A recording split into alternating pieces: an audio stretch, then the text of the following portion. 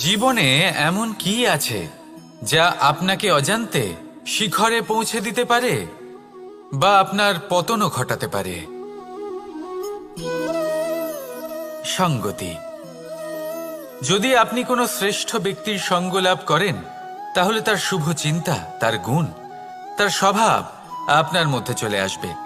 আপনি আরও শ্রেষ্ঠ হয়ে উঠবেন। আবার সেখানেই যদি আপনি কোনো দুষ্ট ব্যক্তির সঙ্গতি লাভ করেন, কোনো খারাপ মানুষের সঙ্গতি লাভ করেন, তাহলে আপনার শুভ চিন্তা, আপনার গুণ, তা যে কখন আপনার থেকে কেড়ে নেওয়া হবে সেটা আপনি জানতেও পারবেন না। দেখুন, এই সঙ্গতি হলো অত্যন্ত গুরুত্বপূর্ণ। এই সঙ্গতি আপনার নিয়তি নির্ধারণ করে। আপনাকে উদাহরণ দিলে, বৃষ্টির ফোঁটাকে দেখুন। যদি কোনো ফোঁটা গাছের পাতায় এসে পড়ে, তাহলে তা জীবন দান করতে পারে। যদি এমন কোনো ফোঁটা সাপের মুখে এসে পড়ে, তাহলে তা বিষে পরিণত হয়। যেমন সঙ্গ, তেমন নিয়তি। এবার দুর্ভাগ্যের বিষয় হলো এটাই যে বর্ষার ফোঁটা নির্ধারণ করতে পারে না সে কোথায় পড়তে চায়। তার নির্বাচনের ক্ষমতা নেই। কিন্তু আপনার কাছে তো বিবেক আছে, আপনি ভাবতে পারেন, চিন্তা করতে পারেন। তাহলে আপনি ভাবুন, আপনি কি এমন সঙ্গ চান যা শ্রেষ্ঠ, নাকি এমন সঙ্গ চান যা অশুভ? নির্বাচন আপনারই। শ্রেষ্ঠ সঙ্গ বাছুন আর আমার সাথে ভালোবেসে বলুন, রাধা রাধা। আমাদের জীবনে অত্যন্ত গুরুত্বপূর্ণ হয় আমরা বলি, এ হলো ঈশ্বরের মায়া। কখনো ঈশ্বর বা ভাগ্য বা প্রারব্ধ বা নিয়তি। আপনি নিজে কোথায় তা কখনো ভেবেছেন? আপনি বিশ্বাস করছেন ঈশ্বরের উপর, প্রারব্ধের উপর, কখনো নিজের উপর করেছেন? আমি আপনাকে একটা সহজ কথা বলি, যদি আপনি ঈশ্বরের উপর বিশ্বাস রাখেন, শুধুই ঈশ্বরের উপর বিশ্বাস, তাহলে আপনি সেটাই পাবেন যেটা আপনার ভাগ্যে লেখা রয়েছে। কিন্তু যদি আপনি নিজের উপর বিশ্বাস রাখেন, আত্মবিশ্বাস রাখতে শেখেন, তাহলে ঈশ্বর আর নিয়তি দুজনে মিলে আপনার ভাগ্যে সেটাই লিখবে যা আপনি চাইছেন। তাই মনে রাখবেন, সাফল্যের পথ হলো এই বিশ্বাস। নিজের আত্মবিশ্বাসকে ধরে রাখতে শিখুন। দেখবেন আত্মা প্রসন্নতায় ভরে উঠবে। তাহলে আসুন এই প্রসন্ন ভাব নিয়েই বলুন, রাধা রাধা।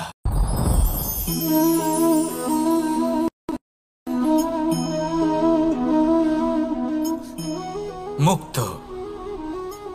এই মুক্তই সবাইকে মোহিত করে দেয়, নিজের দিকে আকর্ষিত করে। অত্যন্ত সুন্দর, গোল, শুভ্র।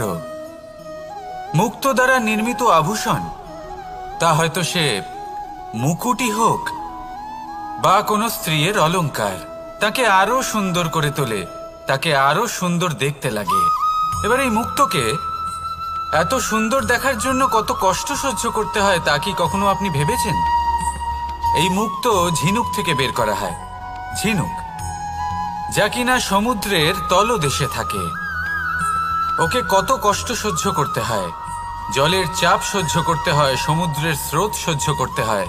এই ঝিনুককে এত কষ্ট সহ্য করতে হয়, এই মুক্তকে এত কষ্ট সহ্য করতে হয়, তারপরে এর রূপ এত সুন্দর হয়। যদি আপনিও আপনার পরিশ্রমের সৌন্দর্য, নিজের পরাক্রমের সৌন্দর্য এই সংসারে প্রকাশিত করতে চান, তাহলে আপনাকেও কষ্ট সহ্য করতেই হবে। তাই জীবনে যখনই সংকট আসবে, বিপদ আসবে, সমস্যা আসবে, তখন একে সুযোগ হিসেবে গ্রহণ করুন। কারণ এই বিপদের সাথেই লড়াই করে আপনি মুক্তর মতোই পরিশুদ্ধ হয়ে উঠবেন। তাহলে আসুন আর আমার সাথে ভালোবেসে বলুন, রাধা রাধা। আপনি কি জানেন আপনার জীবনে আপনার আসল জীবনসাথী কে হন? মাতা পিতা, ভাই বোন, স্বামী স্ত্রী? না, আপনার আসল জীবনসাথী হলো আপনার শরীর। সেই শরীর যার দিকে আপনি কখনো নজরই দেন না, ঠিক কি না? এবার যে মানুষ এই রহস্য বুঝতে পারেন, তার জীবন এমনি শুভ হয়ে যায়। আপনি নিজেই দেখুন না, সে সংসারের মঙ্গলই করা হোক বা সত্যের রক্ষা করা হোক, তা সে শত্রুর সাথে যুদ্ধ করা হোক বা মিত্রকে রক্ষা করা হোক, এই শরীরই তো কাজে আসে। তপস্যাতে, বলিদানে, পরিশ্রমে। এই শরীরই হলো আধার, ঠিক কিনা? তাই আমাদের কর্তব্য হলো যে আমরা যেন নিজের শরীরের যত্ন নিই। আমরা কি খাই, আমাদের কি খাওয়া উচিত, এটা যেন বুঝি। কোনটা সুপাচ্য আর কোনটা নয়, এটা যেন বুঝি। কারণ যেমন হবে অন্ন, মনও তেমনই হবে। যত ভালো অন্ন তত ভালো মন। আর সুস্থ শরীর হলো সুস্থ মনের আধার, এ কথা অবশ্যই মনে রাখবেন। আর যদি মন সুস্থ থাকে তাহলে সকল শুভ উদ্দেশ্য পূর্ণ হবে। তাহলে আসুন আর আমার সাথে ভালোবেসে বলুন, রাধা রাধা। কথায় আছে যে দৃষ্টি অত্যন্ত কঠোর হয়, অত্যন্ত শক্তিশালীও হয়। কথায় আছে যে কারোর উপর যদি কুদৃষ্টি পড়ে তাহলে তার বিনাশ কেউ আটকাতে পারে না। এই যে কুদৃষ্টি, এর উপাচারও আমাদের কাছে রয়েছে। যখন আমরা বাড়ি নির্মাণ করি তখন একটা কালো মুখোশ লাগাই, যাকে রক্ষা কবচ মনে করা হয়, কুদৃষ্টি থেকে বাঁচার জন্য। যখনই কোনো বাচ্চা বাইরে যায় তখন তার মাথায় আমরা একটা কাজলের টিপ পরিয়ে দিই, কুদৃষ্টি থেকে বাঁচার জন্য। অর্থাৎ এই সংসারে কুদৃষ্টি থেকে বাঁচার উপাচার রয়েছে। উপাচার যদি কিছু না থেকে থাকে তাহলে তা হলো দৃষ্টিভঙ্গির। যদি আপনার দৃষ্টিভঙ্গি অনুচিত হয় তাহলে আপনার পতন কেউ আটকাতে পারবে না। না পারবে কালো মুখোশ, না কালো টিপ, না স্বয়ং ঈশ্বর। সেই জন্য নিজের দৃষ্টিভঙ্গি শুভ করে তুলুন, সব কিছু শুভই হবে। আসুন আমার সাথে ভালোবেসে বলুন, রাধা রাধা। কথায় আছে যে জীবনের আধার হলো সম্পর্ক, প্রসন্নতারও এবং ঈশ্বরের সাথে দেখা পাওয়ারও। এবার এই সম্পর্কের আধার আসলে কি? সেবা? না। বোঝাপড়া? না। অপেক্ষা? না। এই সম্পর্কের আধার হলো বিশ্বাস। যদি বিশ্বাস ভেঙে যায় তাহলে জেনে রাখবেন যে সম্পর্করূপী এই ভবন, এর ভিতই ভেঙে গেল। আর যদি ভিত ভেঙে যায় তাহলে সেখানে অন্য কোনো ভবন নির্মাণ সম্ভব নয়, সম্ভবই নয়। এই সমস্ত সম্পর্কের বিশ্ব বিশ্বাসে বসবাস করে। এই বিশ্বাস হলো অত্যন্ত গুরুত্বপূর্ণ। এই বিশ্বাসের জোরেই আমি আর রাধা কোনো সাংসারিক বন্ধনে আবদ্ধ না হয়েও এক অত্যন্ত দৈব অলৌকিক বন্ধনে আবদ্ধ। এ হলো বিশ্বাস, যার দ্বারা 11 অক্ষৌহিনী সেনার সামনে অর্জুন দাঁড়িয়েছিল এবং জয়ী হয়েছিল। এই বিশ্বাস হলো অত্যন্ত গুরুত্বপূর্ণ। তাই বিশ্বাস করতে শিখুন, বিশ্বাস দিতে শিখুন, বিশ্বাস পালন করতে শিখুন। আর আমার সাথে ভালোবেসে বলুন, রাধা রাধা। এই সংসার অত্যন্ত বিচিত্র এক স্থান। এ সত্য খুঁজতে থাকে, আর সত্য খুঁজে পেলেই তা প্রমাণ করতে চায়। সে চায় তার প্রমাণ পেতে, সাক্ষী পেতে চায়। সেক্ষেত্রে আমাকে বলুন যে সত্য কি করতে পারে? সেই ব্যক্তি যে সত্যকে ধরে আছে সে কি করবে? কিছুই নয়, কিছু করার প্রয়োজনই নেই, শুধু তাতে টিকে থাকতে হবে। সেই হিমালয়ের মতো যা আজ পর্যন্ত টিকে রয়েছে। যদি আপনি সত্যবাদী হন তাহলে আপনার কিচ্ছু প্রমাণ করার কোনো প্রয়োজন নেই। যদি প্রয়োজন থাকে তাহলে সত্যের সাথে টিকে থাকার। এই সময় নিজে সাক্ষী হবে, নিজে প্রমাণ দেবে। এই নিয়তি স্বয়ং প্রমাণিত করবে যে আপনি সত্যবাদী ছিলেন, আপনি সত্যের পথে ছিলেন। তাহলে আসুন আর আমার সাথে ভালোবেসে বলুন, রাধা রাধা। ঈশ্বর আমাদের হাত প্রদান করেছেন।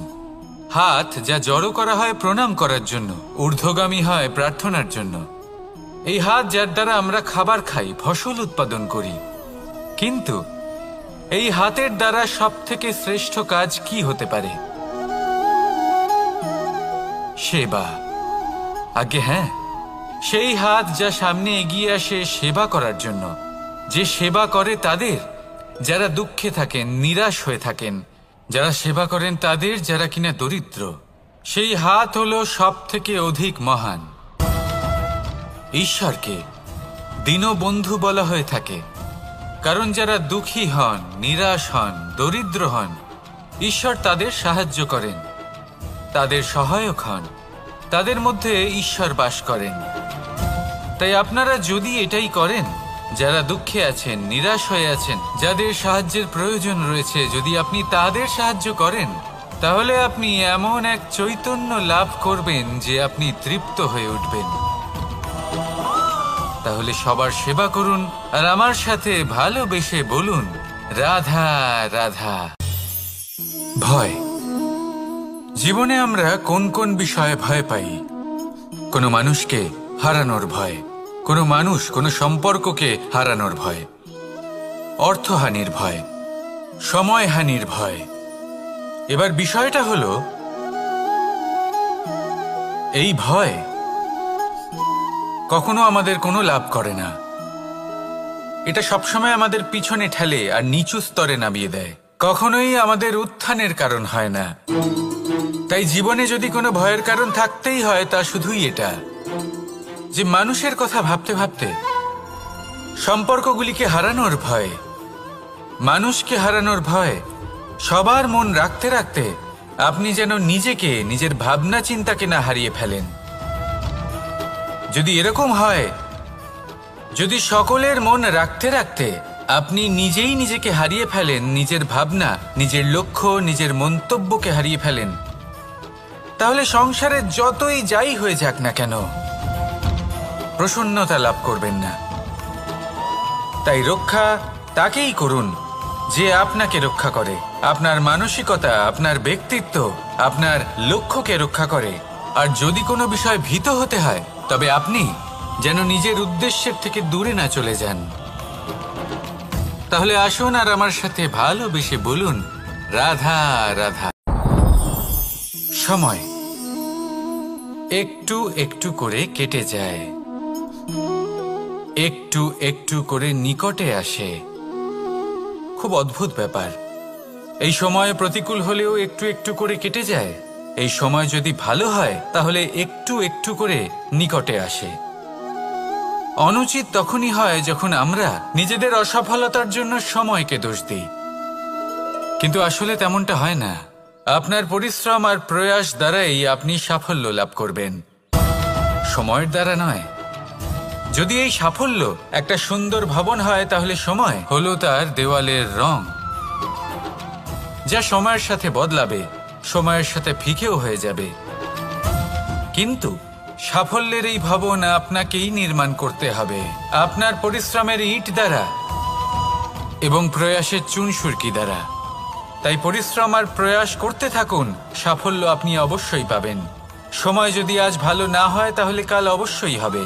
প্রয়াস করতে থাকুন আর আমার সাথে ভালোবেসে বলুন, রাধা রাধা। এ হলো গোলাপ ফুল। একে আমরা সকলেই চিনি। সমগ্র সংসার ভালোবাসে এই পুষ্পকে। এই ফুল দেখতেও সুন্দর। সবথেকে বেশি গুরুত্বপূর্ণ কথা হলো এর সুগন্ধ, যা দূর দূরান্ত থেকে ব্যক্তিদেরকে আকৃষ্ট করে। এই সুন্দর পুষ্প একটু মন দিয়ে দেখলেই দেখা যায় এর নিচে কাঁটা রয়েছে। এই সংসার বলে, এ প্রকৃতির কেমন রচনা, এত কোমল পুষ্প, এটা কি তীক্ষ্ণ কাঁটা সহ প্রস্ফুটিত হয়? এটাই হলো জীবনের সত্য। আমাদের অন্তরের সদ্গুণ, সেগুলিও এই ফুলের মতোই সুন্দর।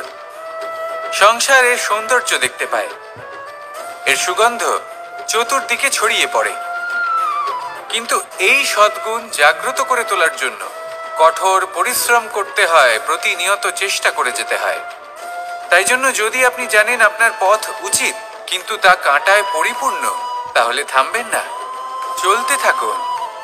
একবার যদি অন্তরের সদ্গুণ জাগ্রত হয়, তাহলে এই সংসার এর সৌন্দর্য দেখবে আর সুগন্ধে আকর্ষিত হয়ে আপনার কাছে আসবে। এই মন, এই জীবন প্রসন্ন হয়ে বলবে, রাধা রাধা।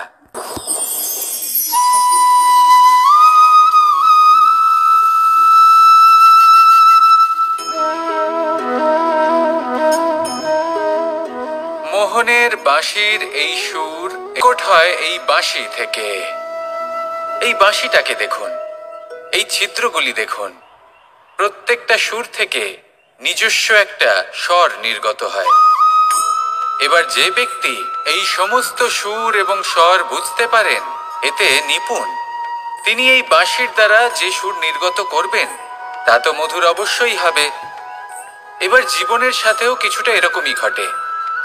জীবনের কিছু নীতি থাকে, অর্থ, কুটুম্ব এবং আধ্যাত্মিক। যদি জীবনের প্রত্যেকটা মুহূর্ত সুখময় হয় এরকম আপনি চান, তাহলে এই তিনটি নীতিতে আপনাকে নিপুণ হতে হবে। কোনো একটি বিশেষ নীতির প্রতি যদি আপনি বেশি ঝুঁকে পড়েন, তাহলে বাকি দুই নীতি থেকে যা সুখ লাভ করা সম্ভব তা পারবেন না। ধন অর্জন করতে হবে পরিবারের জন্য, পরিবারের সুখ মনের শান্তির জন্য, মনে শান্তির প্রয়োজন মনের শুদ্ধতার জন্য। যখন এই মন শুদ্ধ হবে, জীবন শুদ্ধ হবে, পবিত্র হবে, সুন্দর হবে এবং ভালোবেসে বলবে রাধা রাধা। যত শক্তিশালী এই মন তত শক্তিহীন হয়, দুর্বল হয়। তাহলে এই রথের কি হবে? এটা উচিত পথে চলতে পারবে না, উচিত গতিতে চলতে পারবে না, মন মতো স্থানে এটা পৌঁছতেও পারবে না। সেই জন্য মনের শক্তি অত্যন্ত প্রয়োজনীয়। এবার মনের শক্তি আমরা কোথা থেকে লাভ করি? দৃঢ়তার শক্তি থেকে। এবার এই শক্তি আমরা কিভাবে বাড়াতে পারি? আমরা প্রতিদিন কিছু নতুন স্থির করি, কিছু ছোট কিছু বড়। আর যেই আমরা নতুন কিছু পূর্ণ করি, আমাদের মনের শক্তি বেড়ে যায়। আর যদি পূর্ণ না করতে পারি, মনের শক্তি কমে যায়। একটা দেওয়ালের মতো ছোট ছোট ছোট ছোট শিলা আমরা একটার পর একটা স্থাপন করে একটা দেওয়াল তৈরি করি। এতগুলো পাথর যখন একত্রিত হয়ে যায়, তখন এমন এক দেওয়াল তৈরি হয় যাকে ভাঙা প্রায় অসম্ভব হয়ে দাঁড়ায়। সেরকমই হয় মন এবং দৃঢ়তা।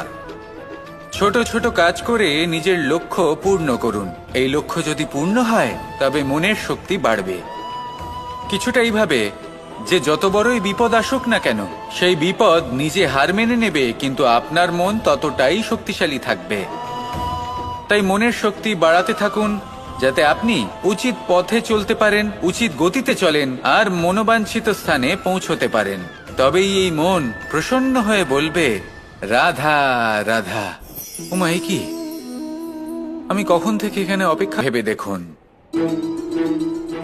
লক্ষ্য কোথায় আছে আপনি জানেন, সেই লক্ষ্যে পৌঁছানোর পথ কি সেটাও আপনি জানেন, সেই পথে চলার ক্ষমতাও আপনার রয়েছে, কিন্তু তাও আপনি নিজের লক্ষ্য লাভ করতে পারছেন না। কেন? কারণ আপনি অপেক্ষা করছেন যে লক্ষ্য আপনার সামনে চলে আসবে, কিন্তু তা হয় না। লক্ষ্য সে যাই হোক না কেন, ধন হোক, প্রেম হোক, কোনো সম্মান হোক বা মোক্ষ হোক, যদি আপনি তার দিকে অগ্রসর না হন, তাহলে ফল প্রাপ্তি অসম্ভব ব্যাপার, তা কোনোদিনই হবে না।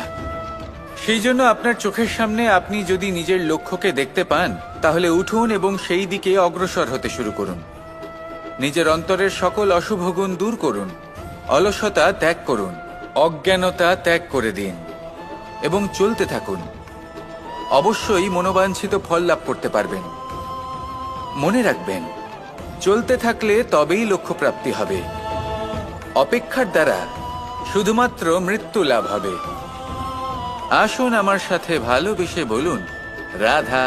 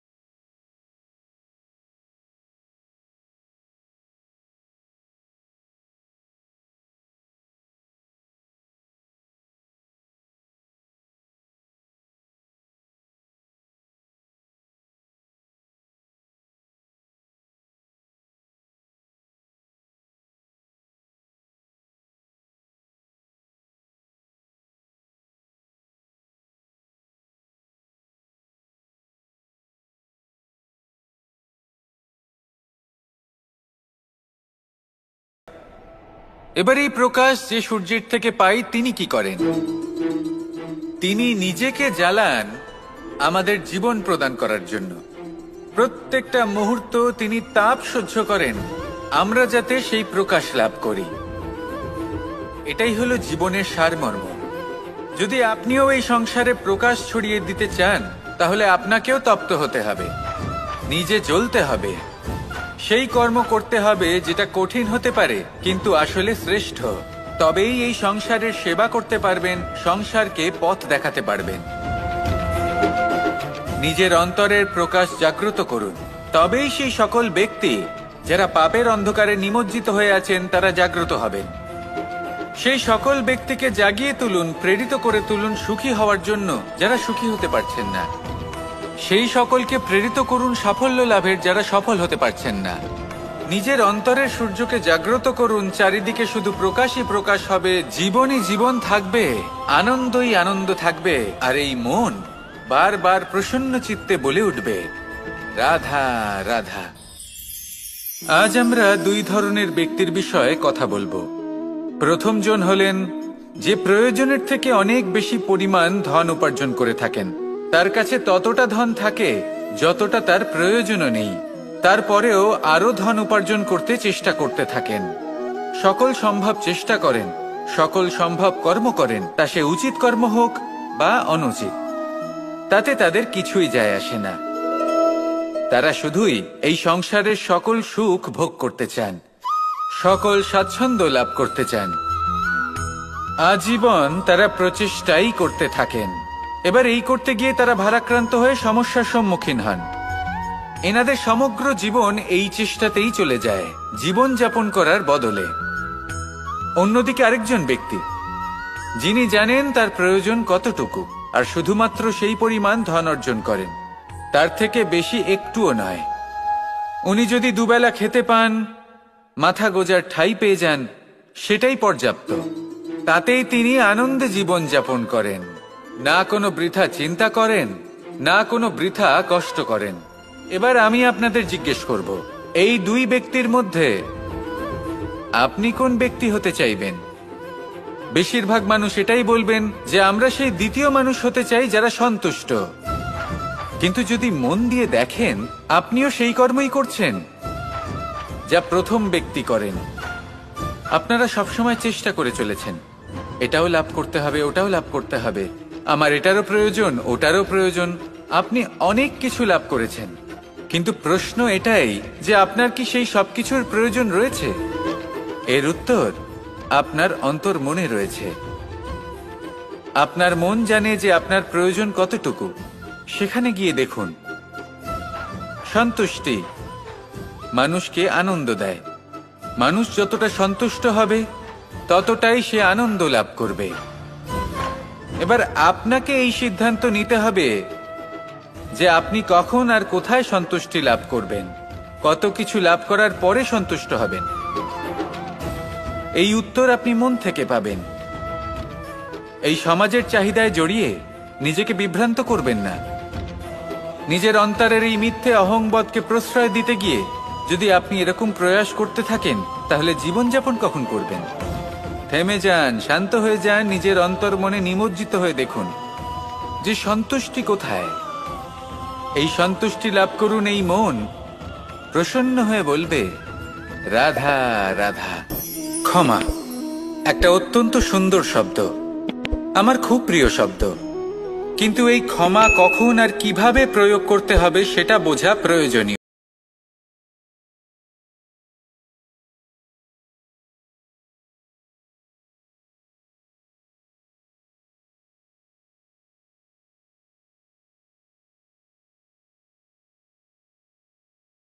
অহংকার জাগ্রত হয়, আর অহংকার তো প্রকৃত অর্থে আমাদের ক্ষতিই করে। 2, কেউ যদি অপরাধ করেন আপনার থেকে ক্ষমা না চান তাহলে তাকে ক্ষমা করবেন না। ক্ষমা হলো অত্যন্ত অমূল্য, আর না চাইতেই কাউকে ক্ষমা দান করা এটা উচিত নয়। 3, যদি কেউ আপনার সাথে অনুচিত কিছু করেন, অপরাধ করেন, আর আপনার থেকে ক্ষমা চান তাহলে তাকে ক্ষমা করে দিন। তাতে আপনার অন্তরের করুণাবোধ জাগ্রত হবে, প্রেম জাগ্রত হবে, আর তা আপনার জন্য শুভ হবে। 4, যদি আপনি নিজে কোনো অপরাধ করেন তাহলে অবশ্যই ক্ষমা চাইবেন, তাতে আপনারই লাভ হবে। কিভাবে? সামনের ব্যক্তি আপনাকে ক্ষমা করুক বা না করুক, আপনার অন্তরের অহংকার ক্ষীণ হবে, আর এই মন আরো নির্মল হয়ে উঠবে। এই ক্ষমা অত্যন্ত অমূল্য, ভেবেচিন্তে একে ব্যবহার করুন আর আমার সাথে ভালোবেসে বলুন, রাধা রাধা।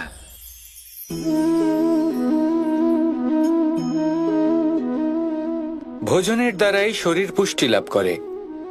ছোটবেলা থেকে আজ পর্যন্ত যাই আপনার ভোজন হয়ে থাকুক, যাই আপনার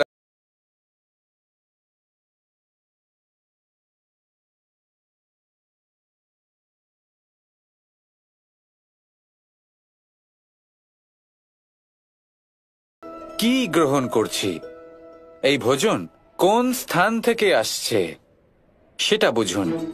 দ্বিতীয় অংশ, ভোজন কে বানাচ্ছেন। এই ভোজন সর্বশ্রেষ্ঠ তখনই হয় যখন মাতার হাতে তৈরি করা ভোজন হয়। কিন্তু যদি মাতার তৈরি করা ভোজন আপনি প্রাপ্ত নাও করতে পারেন, তাহলে সেই ব্যক্তির ভোজন তৈরি করা উচিত যিনি সাত্ত্বিক। তৃতীয় অংশ, কোন স্থানে আপনি ভোজন গ্রহণ করছেন।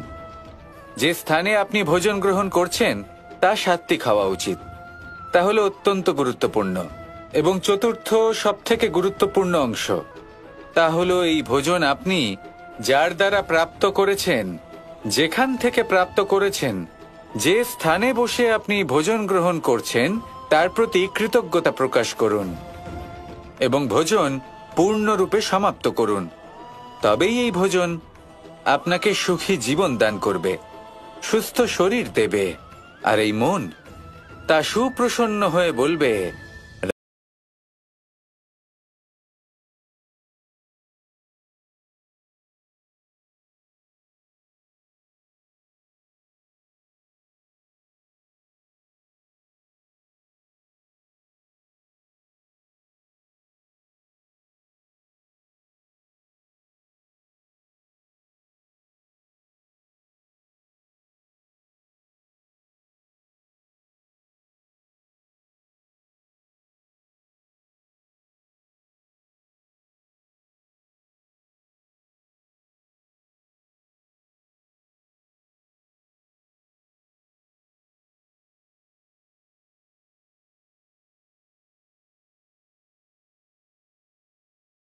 চিন্তাধারার সাথে, কর্মের সাথে, পরিস্থিতির সাথে, সুখ দুঃখের দ্বারা বেষ্টিত থাকি।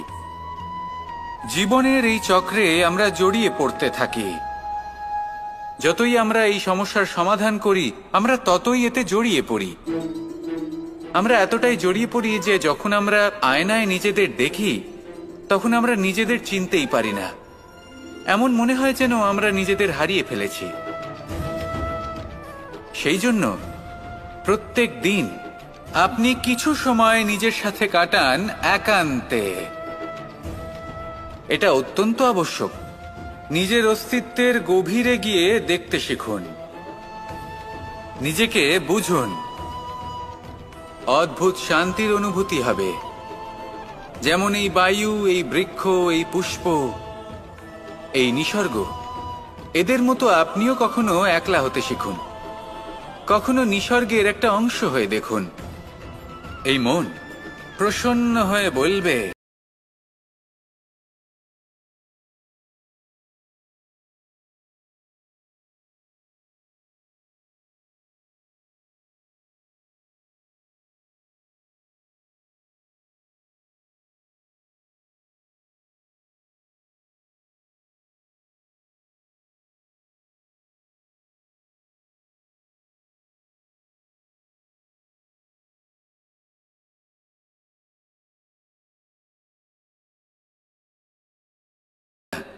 অবশ্যই সহ্য করতে হবে। এটাই হলো প্রকৃতির নিয়ম। এই নিয়ম কিন্তু আমরা সবাই জানি, কিন্তু আমাদের মধ্যে বেশিরভাগ মানুষ এই বিভ্রান্তি নিয়ে বাঁচি যে এই যে প্রকৃতির নিয়ম তা আমার ওপর প্রযোজ্য নয়। তা কিন্তু নয়। আমাদের চতুর্দিকে এই যে নিসর্গ রয়েছে, আমরা তার কতটা ক্ষতি করি সেটা একবার ভেবে দেখুন।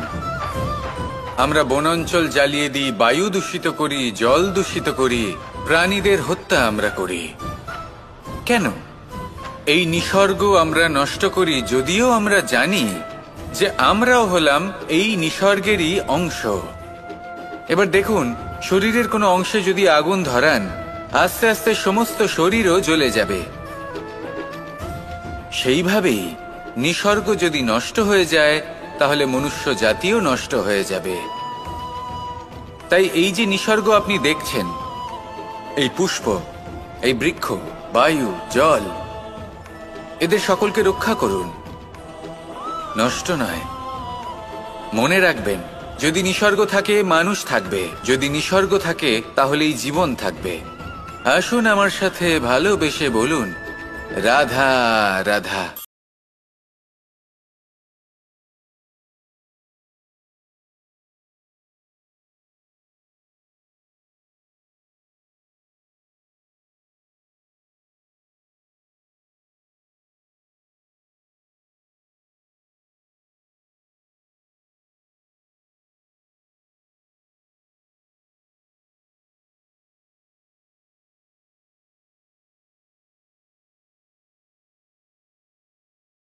কেমন রচনা, এত কোমল পুষ্প, এটা কি তীক্ষ্ণ কাঁটা সহ প্রস্ফুটিত হয়? এটাই হলো জীবনের সত্য। আমাদের অন্তরের সদ্গুণ, সেগুলিও এই ফুলের মতোই সুন্দর। সংসার এর সৌন্দর্য দেখতে পায়, এর সুগন্ধ চতুর্দিকে ছড়িয়ে পড়ে। কিন্তু এই সদ্গুণ জাগ্রত করে তোলার জন্য কঠোর পরিশ্রম করতে হয়, প্রতিনিয়ত চেষ্টা করে যেতে হয়। তাই জন্য যদি আপনি জানেন আপনার পথ উচিত কিন্তু তা কাঁটায় পরিপূর্ণ, তাহলে থামবেন না, চলতে থাকুন। একবার যদি অন্তরের সদ্গুণ জাগ্রত হয়, তাহলে এই সংসার এই সৌন্দর্য দেখবে আর সুগন্ধে আকর্ষিত হয়ে আপনার কাছে আসবে। এই মন, এই জীবন প্রসন্ন হয়ে বলবে, রাধা রাধা।